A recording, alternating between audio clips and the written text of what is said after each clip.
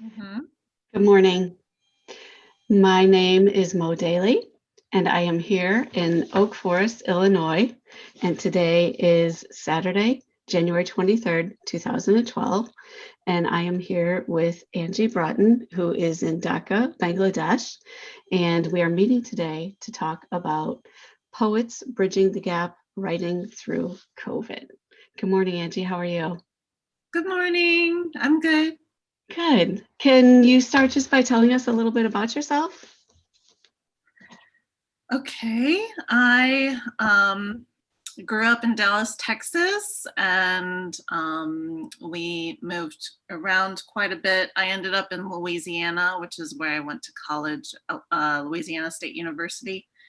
And I knew I wanted to be an English teacher since I don't know if we're at that question yet, but I'll just go ahead. I knew I wanted to be an English teacher since I was in 8th grade. So immediately when I went to college, I knew that's the path I wanted to take. So I graduated and I did an English education program. I graduated and ended up getting a job at the high school that I graduated from in Slidell, Louisiana. I taught there for 5 years, and after that, I wanted to teach internationally, and I ended up here in Dhaka.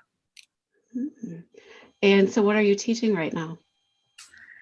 I teach English grades 6 through 8, middle school. Nice. I teach middle school as well. Yeah. It's a special breed, isn't it? Did you always teach middle school? No, I've taught lots of different grades, but middle school is where my heart is. I think you do have to be a special person for that. Yep. Do you do a lot of writing in your classes? Yes, well, I teach at an international baccalaureate school, and it's English and literature, so it's about half and half. We write essays. They start writing essays in 6th grade at our school, and yeah, we read a lot, we write a lot, all that stuff. So what about you? Tell me about you as a writer. I actually majored, my second major was creative writing, although I've never had anything published before. Unfortunately, I don't have that much discipline as a writer, I guess. I've never really finished anything. So I do need to try and set some more time aside for myself to write. Just the everyday things in life get in the way sometimes. But I do like writing. In college, I wrote a bunch of short stories, not so much poetry, it was mainly short stories. I wrote part of a screenplay. It's a dream to get something published at this point. Hopefully it'll be a reality someday. So how did you get involved in the verse love community then? Since you said you hadn't really written a lot of poetry. Yeah, I started following Sarah a few years ago. I think I got in touch, started knowing about her from one of my professors from college. And so when this COVID thing happened, it was right around the time that was about to start, Verse Love was about to start. And I decided I had time on my hands, so I decided to take part. But yeah, through social media, I heard about it. Okay. And did you, through participating in that writing for a whole month, were you able to bring anything back to your classroom? Oh my God, so much. So not last year, not last school year. So that was in April, and we weren't really, it was crazy time.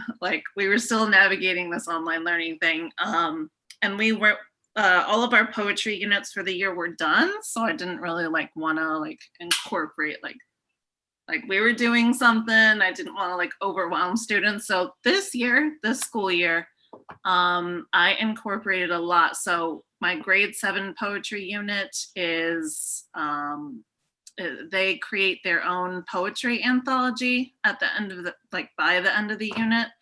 And it's a subject that they pick, like that we don't assign them a subject or anything. So just comparing and contrasting, like I've been at this school, this is my 3rd year.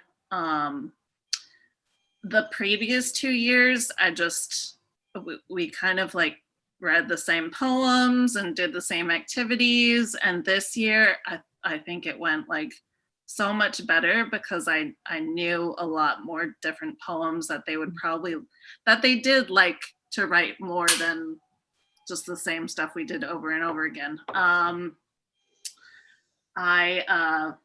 We collected all of their anthologies on a Padlet, so it's like out there for people to read. And I had them write reflections about the writing process and all of that. And I did some of the same activities that we actually did during Verse Love, but just kind of geared it towards 7th grade. And just reading some of their reflections, like they really got into it, and they were able to like express some of the emotions that they've been going through. So it was awesome. That sounds amazing. Do you remember, were there certain kinds of poems or prompts that you maybe twisted or turned to your purposes? So the one that stands out to me is the Golden Shovel poem. And I went back and no, I didn't go back because I had saved this poem. When we did that for Verse Love, Jenny Sykes is her name. She wrote a golden shovel based on the rose that grew from concrete. Mm-hmm. And that's a poem that I teach to my 7th graders. And so we read the poem, we analyzed it, and then when they were like the last poem they were supposed to add to their anthology was their pick. Like they got to choose which poem they wanted to write. And some of them picked the Golden Shovel. And I remembered that I wanted to share that Golden Shovel poem that she wrote about the rose that grew from concrete. And I didn't like bold the words or anything. I just explained to them what a golden shovel was. And they're like, oh, that's from the rose that grew from concrete. It was awesome. So yeah, a lot of them went and found a poem online that kind of expressed the theme of their poetry anthology, and then made their own golden shovel based on that poem. Love it. I love seeing your face while you're talking about it, because when you're talking about how you compared and contrast, I can see how excited you are about taking what you learned in this community and then bringing it to your classroom. So that's wonderful to hear. Great. Yeah. Great. You mentioned quarantine. Mm-hmm. And how everything just started happening right around this time. Can you talk a little bit about what that looked like in Dhaka, and specifically what it looked like for your school community? Yes. So I don't really remember when I realized that this was like a serious issue, but when it got serious around our school in this area, we were about to go on spring break, which was like March. This was March, I don't know, like March 15th or something. And that whole week before we were supposed to go on spring break, admin kept talking and saying, you know, we might not come back, like, and they were even saying you shouldn't leave, you know, you shouldn't go anywhere. Like they were like, cancel your travel plans if you're going somewhere for spring break. And a lot of teachers ended up most of the teachers here from the US, a lot of them ended up booking last minute tickets to go back to the US because they thought it was so unsafe here, which I just think is super funny. Like, it's not like, I don't think this was any more unsafe than the States. Anyways, they were like calling it, I don't know. They were like, we need to evacuate from Dhaka. That's what they were saying. So, okay, it was spring break, and my dad and me had a trip to the Philippines planned that we weren't able to go on, which was super unfortunate. So, that was actually a crazy time, especially because during spring break around here, like, people don't stay in Dhaka for spring break. So some people did, and like one couple went to Nepal and they didn't cancel their trip, and they got stuck in Nepal for like 2 months. Someone was in Sri Lanka for, I don't know, like 5 months or something. So people got stuck places if they ended up going on the trip. But I stayed in Dhaka. I felt fine. And no, obviously we didn't return to school after spring break. We were online for the rest of if we are still online, actually. I think we'll be online till the end of this year also, and who knows till when. So for our school, the thought that kept popping in my head was how, like, I was grateful that the school, like, all the students have their own device. They bring their laptop to school, like, they're very tech savvy. So learning wasn't impacted that much. I just always like kind of compare where I'm teaching now to where I was teaching in Louisiana. And I think the students back in Louisiana got Chromebooks, but they I don't know if I don't think many of my students back there even had like internet connection, like how I don't even know how they did work. But here, everyone has multiple devices. Like, in that regards, learning wasn't very impacted, but there are the students who there were students who are doing a lot better online than they did in the classroom. And then of course, some students are not doing anything, but So in the spring then, when you made the transfer to the remote learning, it sounds like it was fairly easy, or was there still a lot of adjusting, or how did the administrators, how did the teachers, how did the kids, how did everyone figure that out? Yeah, so I think props to our admin team. Well, of course, teachers also, but the administration did a lot of work, like trying to figure out, trying to put a schedule together that would work the best for, the majority of people. And we ended up deciding on a weekly, they put together this spreadsheet where all of the student, by grade level, all of the students would have like this uniform spreadsheet of all the tasks that they had to do for the week. And we weren't allowed to assign, we were only allowed to give the students one task a week. And we were not seeing, I think we met with the kids once a week, synchronously. And yeah, it worked the best that it could. I think it was pretty successful. Students were showing up, and for the most part, they were doing their work. It was uh, a lot of screen time, of course, and now it's even more, which is I think that's the one that's the worst thing that's happening right now is all the screen time. But yeah, it was fairly successful. Yes. But there's been a change from spring till then when school started up in the fall. Yes.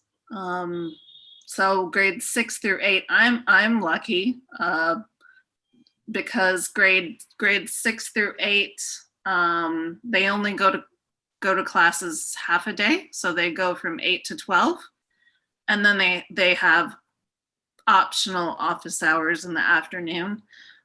Grades 9 through 12 go to classes from 8 to 3, Sunday, Monday, Wednesday, and Thursday. So it's a full load for them, and then they have homework after. I don't know how they're handling that. It's crazy. But yeah. Did you write any poetry in the beginning of lockdown that you might be interested in sharing with us right now about your experiences? Yeah, so I'll share. I wrote an Ethery poem, which was the second poem that was on our Verse Love 30-day poetry. What do we call it? It's not really a challenge, just I don't know, just an activity. Okay, so this is an Ethery, and it's called Taking Back a Wish. Sad silence, no more sound, no more people, no more rickshaw bells, no more vehicle horns, no more deafening dog howls. What you wish for sometimes come true. I wish for the constant noise to stop. I didn't realize noise equals life. And that, I don't know if you can hear the lovely rickshaw bells and stuff. It's not getting in the way of this, is it? No, not at all. Okay. So what's hilarious about this has a funny story. Like Dhaka is so loud. I just, so you get used to it, but it was very eerie to once quarantine started and you weren't allowed to be in the streets, like even rickshaw drivers, it was so like the silence was so weird. And in the mornings you could hear the birds chirping, but that's it. So, but things went back to normal, and the noise is back to normal now. And right after the summer, this horrible construction started right next to our teacher building. Like, I wish you could hear it right now. It's like from 7 in the morning to 7 at night. It's like, it's crazy. So yeah. The noise. So that period of isolation, that sadness, the lack of sounds that you talk about, how long did that go on there? That's a good question. I think not more than a month. The government let people open because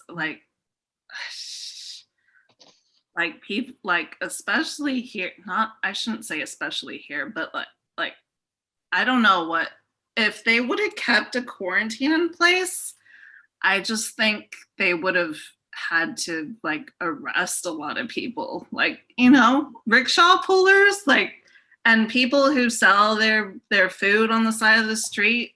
That's their life. They wouldn't have been able to live if they didn't weren't able to keep that going. So yeah, I don't think it lasted. I think it lasted less than a month, actually. Maybe 3 weeks. Yeah. Do you remember what kinds of things you did during that time? How you spent your time? So I was there were very few of us left in this building. So a good friend of mine and then a couple friend of mine. Like I had like 3 different very good friends that were left here. And since we live in the same building, we felt comfortable, we knew that we were all doing the same thing, so we felt comfortable hanging out. And we would go to each other's apartment and, for dinner or play board games, watch movies, just, things like that. We have a rooftop pool.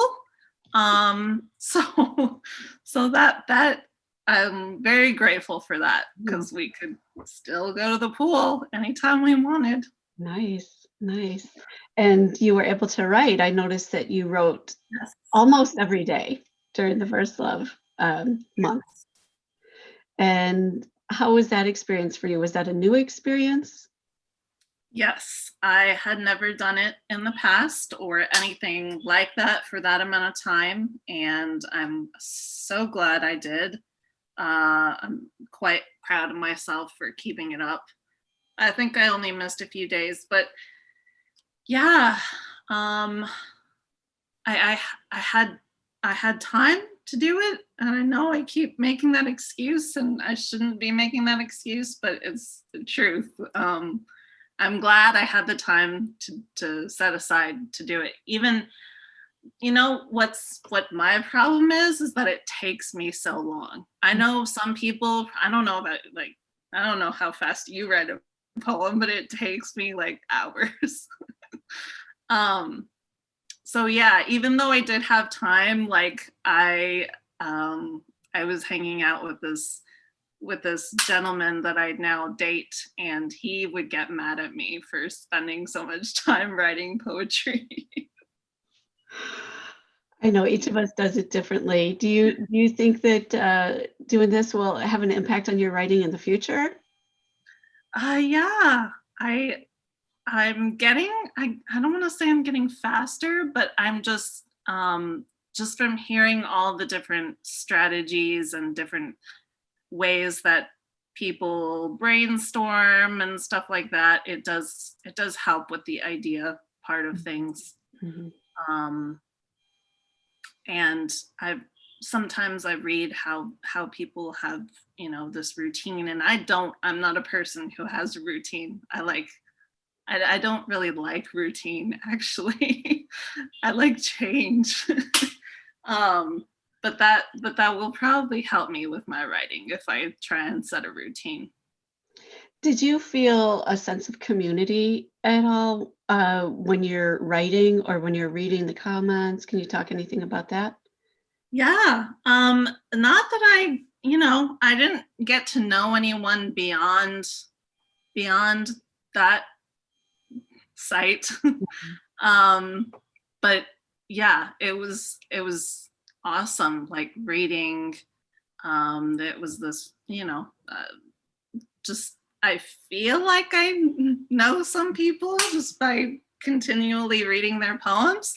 And now that sometimes I take part in the monthly ones now, and it's kind of like a friendly reminder, just reading, these poets, I'll call y'all poets, that I read for 30 days, and now I'm able to see poems like monthly that they write. So Mhm. yeah. I love that you just said, I'll call y'all poets because can't take the Louisiana out of you no matter where you are. Oh, yeah. I felt during my writing time a lot of things that helped me were focusing on nature and things going on around me. And I've heard from a lot of people similar kinds of things. Um, I know that you wrote a poem that had to do with nature. I was wondering if you'd be willing to share that poem and maybe talk about that one. Yes. Okay. So this was the one that we wrote based on, the mentor poem was Detail of the Woods, and it was a surreal nature poem. And mine is called Detail of Swamp Forest. And this is about the swamp forest in Sylhet, Bangladesh here, which is north of north of Dhaka. We took a trip there last November, and it's beautiful up there. They have a swamp forest. That's where the tea gardens are. And a lot, I know I say Dhaka doesn't have nature, and it doesn't, but you go just like an hour north or any direction, and it's just green everywhere. So detail of swamp forest. Roots and branches crawling from water to sky like hundreds of hands raised to heaven. When does your existence end? A silent shadowed maze tucked away. Baptism in a cha milk tea river. Everything works together here. Follow the leader into the water, follow the leader out of the water. You are meant to be exactly where you are, connected in wonder. Don't close your eyes. I love that. I thought it had great imagery, great feelings. Can you talk a little bit about what you were thinking or what you were feeling when you wrote that poem? Yeah, I was trying to, well, I tried to pick a very unique landscape to focus on, and that trip, I remembered that trip, and I started looking back at my pictures from that trip, and I wish I should probably pull the picture up, but I don't want to go and find it. I ran out of time. I was going to try and look it up, but it's yeah, it's just we were floating through this swamp forest in a little wooden boat, and the local guy was, what do you call it? Like pushing us. Okay. With the oar, oaring, I guess. Steering.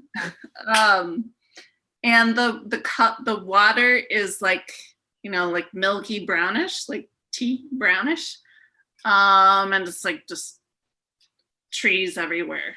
So yeah, I pulled that picture up and tried to this was about there's water buffalo in the area also. And the right before we got into the actual swamp forest part, right before our boat crossed this area, the water buffalo were going into the water and going back out, like a line of them, like a line of, I don't know, 10 of them or so. We're all just in a line going in the water and then going out. Yeah. Sounds amazing.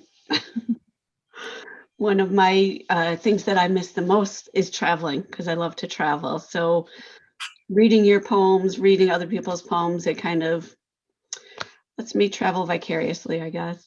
Yeah, all of us. Yeah. So what are things like for you in Dhaka right now? So I just got back from the States. This is the last day of my quarantine. When you come back from another country, you have to self-quarantine for 14 days. So I will be able to leave my apartment tomorrow, although the pollution is horrible, so that's not going to be that great. But yeah, it's kind of, so we live in this, are you just talking about in general? In general, yeah. I'm just wondering what it's like compared to what we're going through right now. Yeah. So, well, life is pretty much normal. Like if you go out, there's crowds of people everywhere. Restaurants are open. I don't know how it is in Illinois. No restaurants.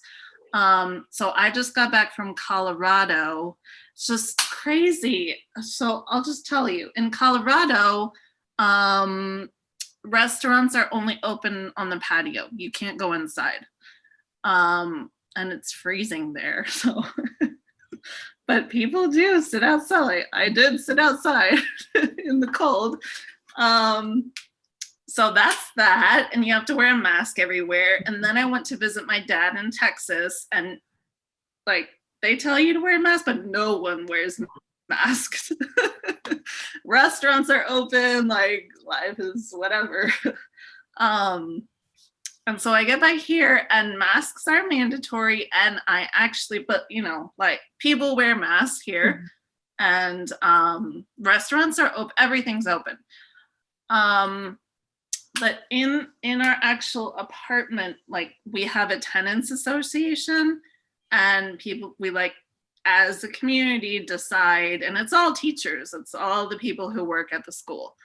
And as a community, we decide, how we're gonna, deal with this issue. And it got kind of tense at one point because, there was a COVID, like about 5 people got COVID at one point. I was in the States at this point, and so I wasn't really following along with anything that was going on over here. But, some people were, having big gatherings and just no social distancing and no wearing masks. Like I'm talking about within the building. And, I mean, I guess admin kind of cracked down and was like, we need to be smarter. And they put this list of like, if you get COVID, you have to stay in obviously you have to stay in your apartment. You can't come out. I guess someone had gotten COVID and they tried going out of their apartment. Lord knows why, but yeah, they ended up putting like together this huge list of, and if you don't comply, it's going to be on your record and maybe you might lose your job. It got tense for a while, but hopefully now people are going to actually listen to the rules. But yeah, life is normal outside when you go out on the street.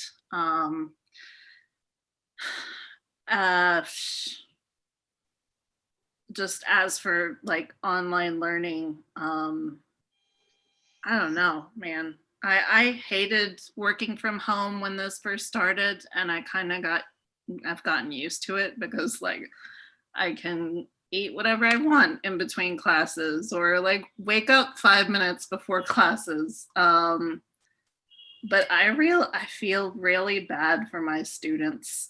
Some of their parents are super paranoid and haven't let them leave the house since March. So it's about to be a whole year that they've, and it sucks, especially for them because everyone lives in an apartment building here. There's like, they don't get to run around in the backyard that like doesn't exist. So it's hard. I feel bad. So are the cases, the numbers of cases or fatalities, are those getting under control where you are?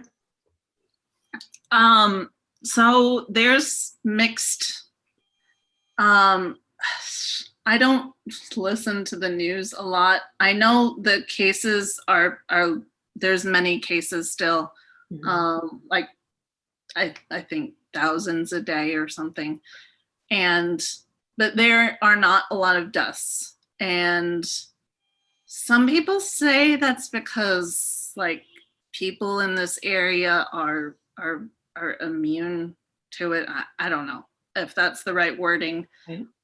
And also, I don't think the correct number of deaths are being recorded. Like, how are the deaths recorded in the first place? I think if someone goes to get tested, they don't necessarily, they're not going to go back to maybe they're just going to deal with it at their house. And if,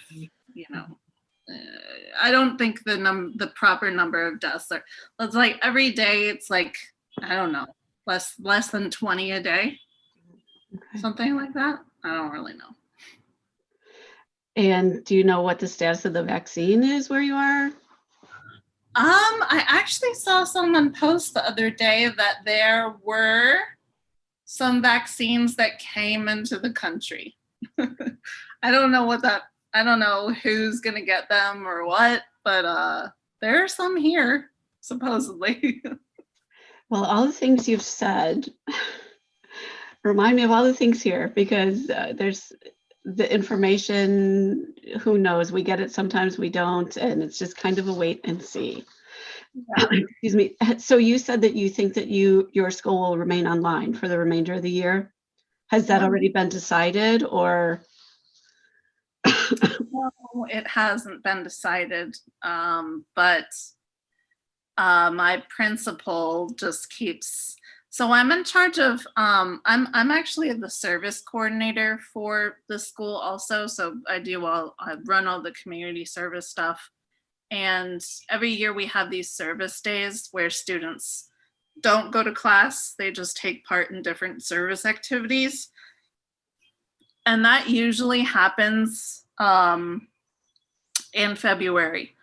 But we've pushed it back to the end of the year, and I'm like, well, so should we be planning anything in person? He's like, no, that's probably not going to happen. And he's like, if something does, if we move to hybrid, it's probably only going to be the high schoolers, like 11th and 12th grade. Mm-hmm. So what are you seeing with your students? You talked about how they can't run around outside and that they've been kind of pent up for nearly a year. And you mentioned the parents who sometimes might be a little overprotective. What are you seeing as a long-term impact for your kids, for just your kids as humans, for your kids as students? So I don't even want to like it's hard to think about just the physical impacts of sitting and staring at a screen all day. I don't want, like, there will be some, but I don't know what they are. Our PE department does a pretty good job of keeping our kids active, but that's a whole thing also. We try to encourage it as much as possible for them to do some type of activity, even in an apartment. Mm-hmm. But there's that. And also our kids, I know kids are social everywhere, but our kids are so, like, when they're at school, they're sitting on top of each other and holding each other's hands, even like at the middle and high school level. It's crazy. So, and I know some of them are able to see their friends, like their parents let them, but some don't. And they're super isolated, and fortunately we haven't had any, or I haven't heard of any students who have like serious, serious, I don't know, what's the wording? Emotional problems yet. I haven't heard, but yeah, I just, every day I think about how I'm grateful that I'm not a student during all of this stuff, even though I was a shy, and I still am, like, I'm a shy, reserved person. I probably would have been fine, but still, like, I was a big sports person. Like, oh, that's another thing. Like, all the kids who play sports, it's so sad. They're like they're missing out on all of that stuff that they would be doing. Mm-hmm. Yeah. You wrote a poem to your younger self that kind of makes me wonder what these kids might say to themselves. I was wondering if you might share that. Yeah, I will. Okay, let's see here. And I'm kind of chuckling inside as you're talking about how shy and reserved you are, because you don't come across that way. Oh, good. I've kind of gotten over it as the years go on. Thanks. Okay, so dear 15-year-old Angie, You will have a birthday, your golden birthday. Cherish it, write about it. You will forget it if you don't. You will love school, but you'll also be a little rebellious. You should probably stay a little rebellious, nothing more. I know it might be hard for a girl who always follows the rules. This will be the one year you do not like your English teacher, but there's always something to learn. And you will read a play that you will teach in 10 years. Maybe pay more attention so you can compare and contrast. And if you don't want to memorize the feel of benches, you should practice more. You will get to be a fish in your backyard pool. Enjoy it, because while you are 15, your parents will tell you that you are moving to a different state for the second time in your life. Your brother will be enraged for good reason. He's a junior. You will not say anything. Please say something. You never have strong opinions, and maybe you should. They will ask you how you feel. You will cry in your room alone, trying to figure out how you feel. Somewhere in the middle, always. Maybe just say that. At 15, you will move to Louisiana cross country. The cat you've had for 6-ish years will disappear right before you leave. And this is when you will know the feeling of having no closure. Maybe this is when your obsession with knowing the truth is formed. Where did he go? You will go to a new school, experience culture shock. You will be malleable clay, wanting to fit into everyone's hands. Shape yourself with your own hands. You will be exposed to things you only saw in movies. You will need to figure out the balance between being careful and being open. Write about it. You will forget it if you don't. At 15, your dad will give you the keys to his truck on New Year's Eve and let you drive somewhere with your friend, even though you've never driven anywhere by yourself before, even though you don't have a license. You will put one foot on each pedal and know you won't die. You will enjoy this freedom and you will take advantage of it later. Do not take advantage of it. At 15, you will not live with your brother for the first time in your life, too soon. You will be happy for him. You will be heartbroken. It'll be okay. You'll live together again someday. Not long after, you will no longer live with your grandma. Not long after, you will no longer live with your dad. Maybe make sure that's what you want. It will somewhat shape your future. Write about it. You will forget it if you don't. At 15, you will exchange I love you with some guy. You will think you will feel something like love. Be careful. Many things feel like love at this age, at the end of 15. And that's all I'll say. Love a bit wiser, 32-year-old Angie in 2020. That's lovely. So much in that poem. So much. I actually had my students, and this is something, not that they're 15, but it inspired me to think about what my 8th grade teacher, the same teacher who inspired me to become a teacher, in 8th grade, our teacher had us write letters to ourselves at the beginning of the year, and then she gave them back to us at the end of the year. And I did that this year with my 8th graders. And I made them, since I told them they could send me their letter to my address, but no one did. But I told them to take a video of themselves, like putting the letter in an envelope and like placing it somewhere where they won't like touch it until the end of the year. That's great. I love, you use the word inspired there a couple of times. You're inspired by a teacher, inspired by writing. You've inspired them. I love that. I love that your poem is about writing. I love the constant reminders to keep writing things down. There's just so much going on here, and so raw to me and so honest. Yeah. Love it. What about a silver lining? You know, I know this has been a rough time for all of us, students and teachers alike. What's your silver lining? What are one or two takeaways? There is, with my students in particular, like I mentioned, I really like seeing those students who never really, just like things got in the way at school, whether it's like drama or, just Mhm. everyday things that get in the way. And to see some of the students who are really thriving doing online learning, that is definitely a silver lining. And just some of the a group of our grade 11 girls started this service team project. They call it Soap Aesthetic, and they're taking used oil and turning it into soap. And it's been so successful. Like Oh, they make this soap. Like I don't know where they're getting the time to do all of this, but they're doing it. There's like five grade 11 girls.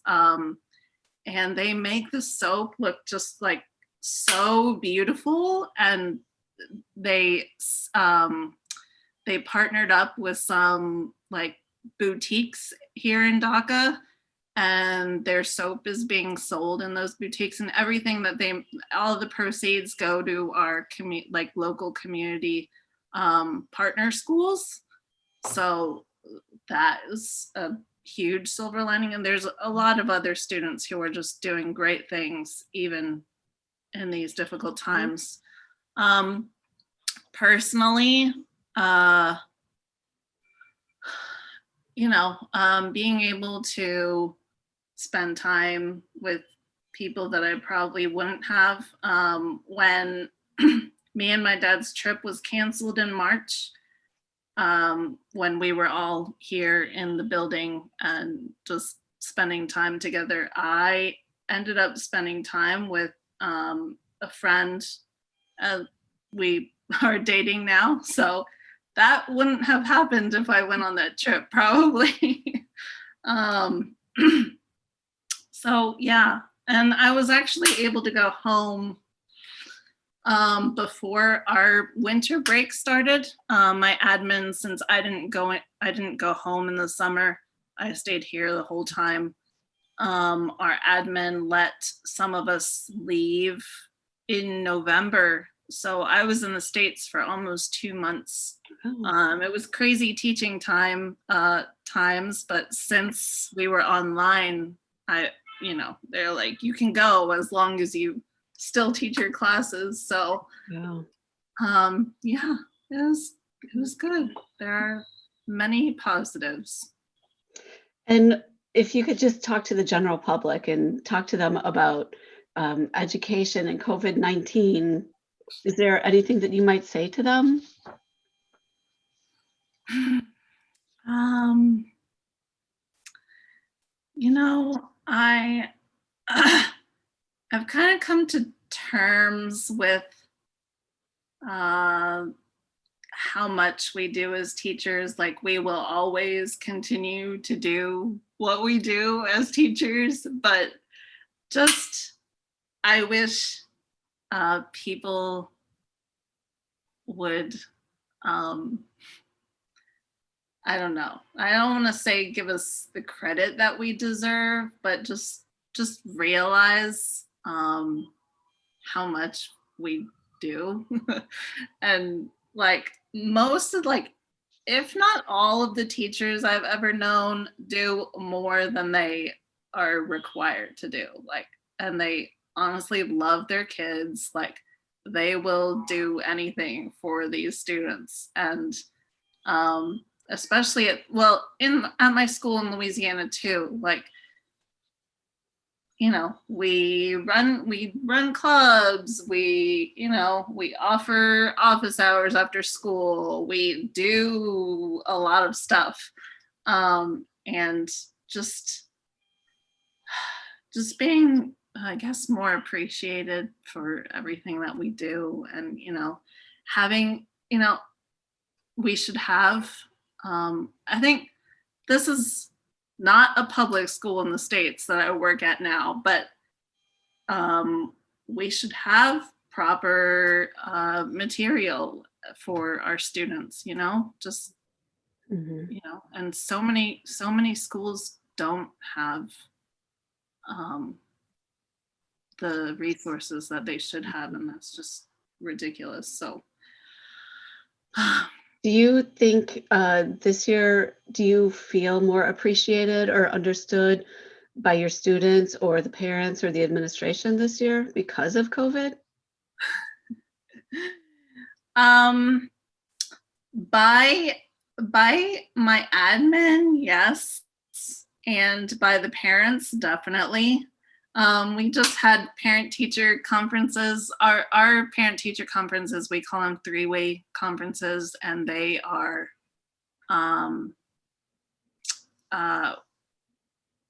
like it's not just parent-teacher. The student is supposed to be there, and they kind of are supposed to run the meeting.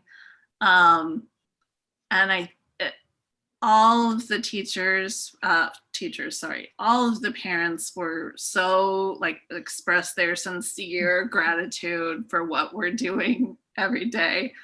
And I kind of, yeah, I appreciate that, definitely. And they were very honest about, I know this is kind of getting off subject, but they were very, they're very appreciative for what we're doing. They're honest too about, I don't make my students turn on their cameras if they don't want to. Like, I'm doing enough to make sure that they're doing what they're supposed to do, whether it's through a Google Doc or what. Mm-hmm. So I don't necessarily need to see their face. Some teachers make them turn on the camera, but I just think that's kind of just awkward. But a lot of the parents were like, please make our child turn their camera on, because you don't know what they're doing. Like, sometimes they walk out of their room and like fix themselves a sandwich or something while the class is going on. I'm like, don't tell me that. They're working. I see them working. No, I know. They're probably playing video games, but what are you gonna do? I think you mentioned earlier that we are all doing the very best that we can do, and I agree with you on that one. So, well, we have been talking for almost an hour, and I know that it is evening time for you there. So Yeah. I want to thank you and tell you how much I appreciate you speaking with me today. And I wonder, do you have a poem that you would like to share with us before we leave? Yes, I will share a last one. Okay, let's see. This is an analogous acrostic, and it's a simple poem, but I also I've never, before Verse Love, everyone knows what an acrostic was, but I've never written an acrostic full of analogies. Mm-hmm. So now whenever I like give an acrostic as an option for my students, I'm like, you have to write analogies. You can't just write an acrostic poem. It has to have analogies. And it's funny because no one picked that one this time. Okay, analogous acrostic. The word is student. And so student is to teacher, as trust is to relationship, as universe is to me, as dreams were to king, as energy is to machine, as nature is to artist, as even teacher is to student. I love it. I love, because I really get a sense of what kind of teacher you are. And I appreciate reading all of your poems throughout the month. I get a sense of what a wonderful writer you are and a wonderful person. So thank you again. It was a pleasure talking to you. Thanks, Mo. Nice to talk to you too. Okay, that's it. Let me stop the recording. There we go. Hold on.